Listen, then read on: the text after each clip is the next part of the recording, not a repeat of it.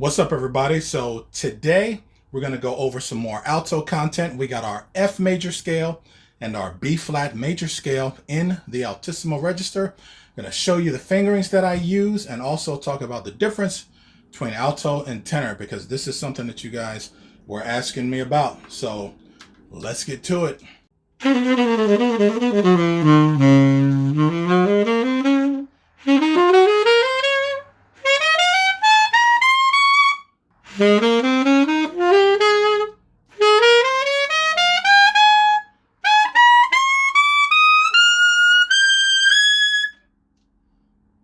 I've chosen to do two scales in one video because they only differ by one note. All right, so let's take a look at our Altissimo B flat scale. So first things first, ladies and gentlemen, once we get to our B flat, the high B flat, I go to C, palm D, E flat, and then I switch to front F. Going to front F makes an easy transition to the G fingering that I use. The G fingering I use is 1, 3, and 6. I find that this one is the most in tune. A lot of you may use 1, 3, 4, and 6. I also like to use this alternate front F, which is just like 1, 2, 4, 5 in order to play F. I think this is a better transition to go from this alternate F to Altissimo G. Then for Altissimo A, 2, 3, and the G sharp key, you may not need to add the G sharp key, but you can adjust the intonation there. And then we just add the palm D to that fingering, and that gives us an Altissimo B flat.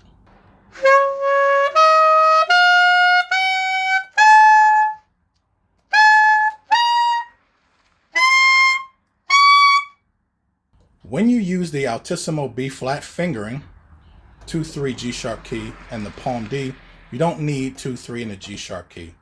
The palm key overblows to notes that tend to be very sharp. So I almost always cover with one of these keys in some kind of way.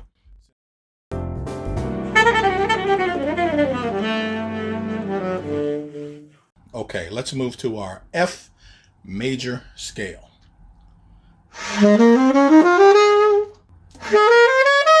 So once we get to our high C, play our palm D as we would. Here you can switch to front E. I like to play front E only on alto. I never use this fingering on tenor. I don't like the way the timbre is. It's just a weird note on tenor, but on alto, this thing is beautiful.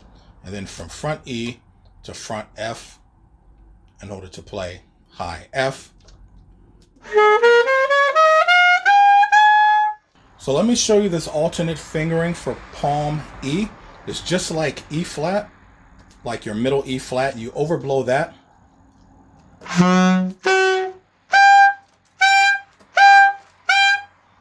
And you get palm E. That makes it very easy to transition to the alternate fingering for palm F, which is 1, 2, 4, and 5.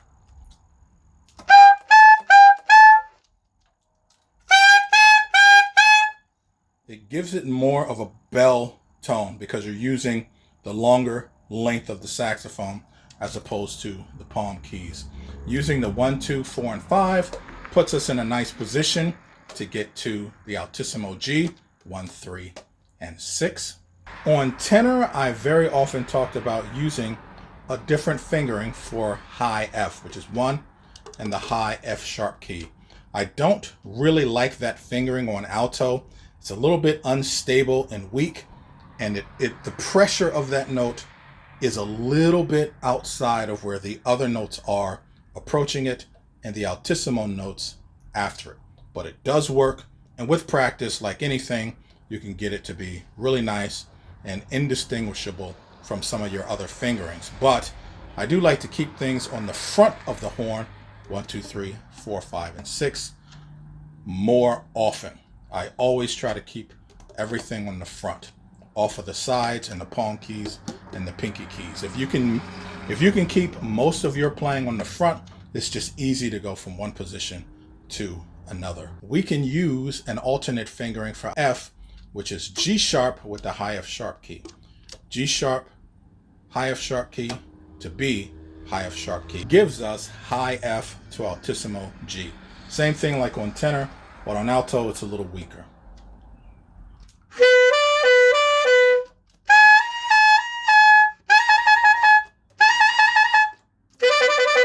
I also understand that some of you don't have a high F sharp key on your saxophone.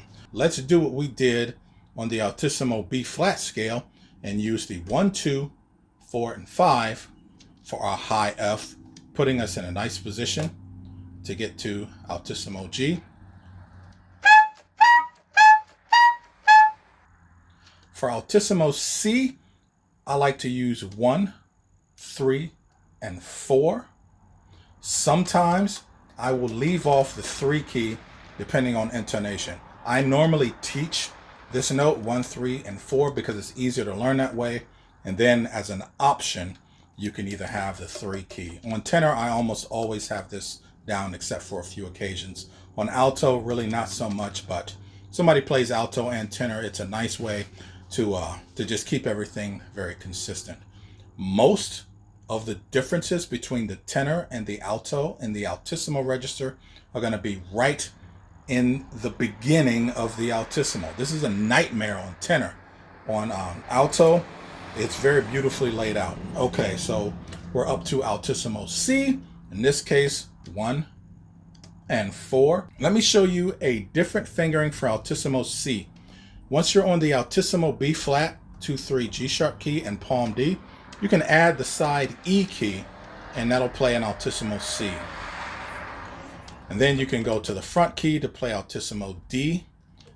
Now that we're playing our F scale, Altissimo E, either 1, 2, or 3, or some combination, because the actual fingering is just the bis key. But we don't play the bis key by itself with the left hand. So really, you're just playing the bis key, but in this case, I use 4 because that puts me in a nice position to get to the Altissimo F, which is 1, 3, and 4, what I call split F. And then above that, the G.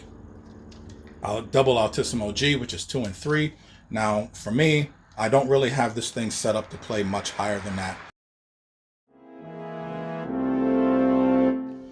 I'm going to go through all the major scales on alto. I'm going to do it in this format where I do 2 scales in one video, so that way you guys can have something very similar right next to each other in one video. If you like this kind of stuff, you can buy me a piece of cake. Also, I have my Altissimo book now available, recently released for alto and of course for tenor saxophone as well. All right, ladies and gentlemen, thanks for tuning in. I'm going to keep bringing you content and it's going to come a lot more often. Thanks for tuning in. See ya.